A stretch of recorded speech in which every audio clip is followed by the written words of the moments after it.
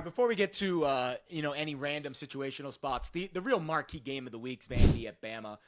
My read on this game, I know it's crazy that I'm actually saying that, but it's a true statement, people. Vandy's 5-0. Florida State, yes, but they are legit. I think this is an over game. To your point about Diego Pavia, I watched some film on Pavia this week. Not only do I love him, but I love the way that they run their offense. They are now hunting explosives, and they've got some dudes who can make plays, right? Yeah. Stowers, the tight end's their best player. They've got a couple of receivers that have some wiggle, and they've got this 5'8" running back named Jamizel Lassiter, a 0-star recruit from Rhode Island. Had no offers, basically. I think he had, Army as, his only offer coming out of high school. Goes to the SEC. He's making plays, and Pavia, man, is a ball player. Whatever it is, Diego Pavia has it. Yeah, and remember, forget Pavia. Every single player on Vanderbilt would not be starting for Alabama. Agree. At least they wouldn't be there because if you're recruited by Alabama, you go to Alabama. Even if you're, Vanderbilt's a different level of school, but okay, that's neither here nor there. But if they were good enough to play for Alabama, they'd be at Alabama. So you've got far more talent on one side.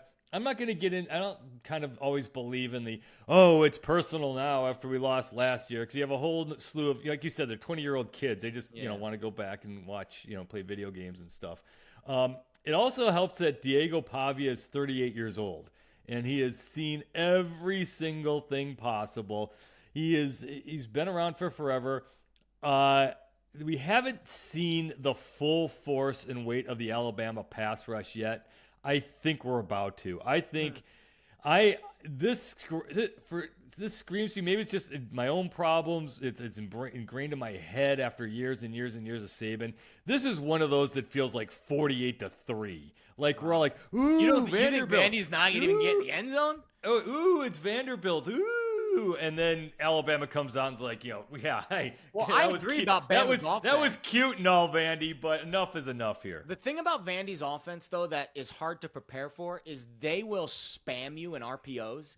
And the way that Bama plays their zone defense, if you're getting hit hard with RPOs, which is a weakness when you're in zone, especially when you're playing a soft zone, and then all of a sudden you have to make that adjustment to man, that's when I think Vandy will all of a sudden start to hunt some of those deep balls. So I agree. I mean, they're the weaponry.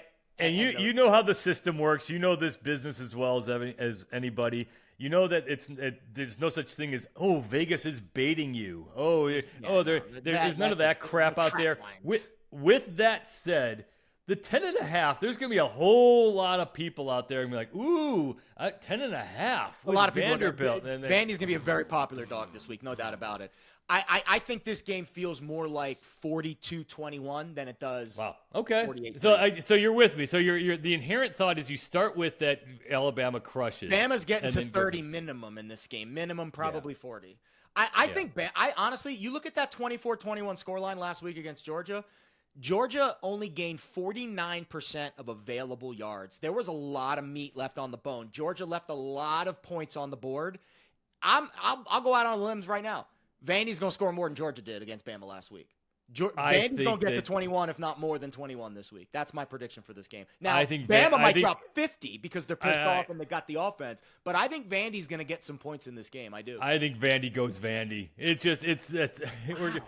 We're about to enter like, come on, everybody. This ain't South Carolina. That's not what I see when I watch them on tape. I watch them go into Columbia and run it right down South Carolina's throat. Yeah.